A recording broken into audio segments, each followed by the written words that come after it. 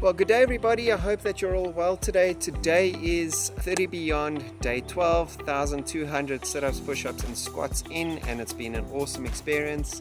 And today I'd just like to share a little bit about our school in South Africa. One of our schools, it's Misho Day School in Vicksburg.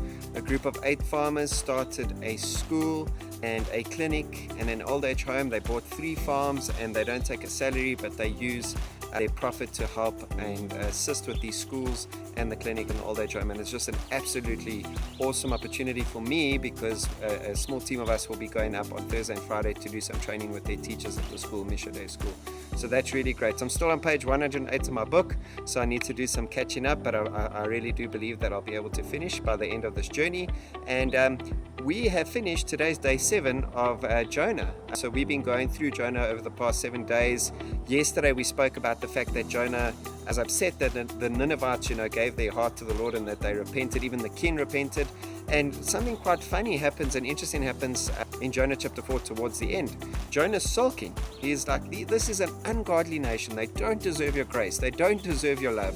And he goes and he sulks and he sits, possibly we believe he was sitting in the sun, and he's sitting in the sun and the sun's beaming on his head, and so God allows this beautiful plant to grow over his head and give him some shade.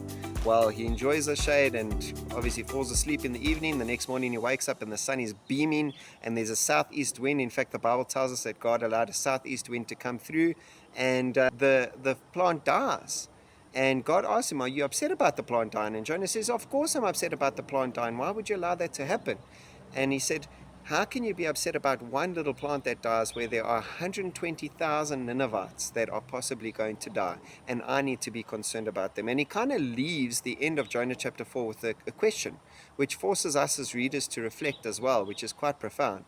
And maybe think about that in your own life, as I have to think about that in my life as well, is what are you really upset about? Are you upset about someone receiving salvation and grace for a particular situation?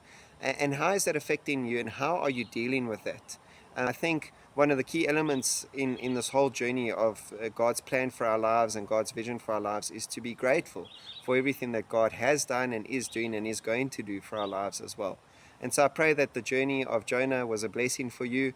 May God bless you all. Have a great and wonderful evening. And I look forward to the next kind of chapter that we go on to from day 13 of 30 Beyond. God bless you all.